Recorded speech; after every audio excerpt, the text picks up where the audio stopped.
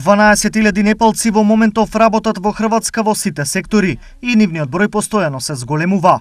Колкава е нивната плата таму по сектори и дали за нив Македонија е исплатлива? Работат за минимална плата, понекогаш и 70 часа неделно, како келнери, готвачи, градежни работници и земјоделци, за кои им се нудат плати од 500 до 800 евра. Кандидатите треба да се на возраст од 18 до 40 години. Треба да бидат физички и ментално способни, добро да зборуваат англиски и точно да ги завршуваат задачите. Наведува Јутарњи. По дејности, непалците во Хрватска се платени на следниот начин: 748 евра градежни работници, 872 келнери, 793 помошник готвач, 760 евра камериер, 915 готвачи, 833 дзидари и 739 чистачи.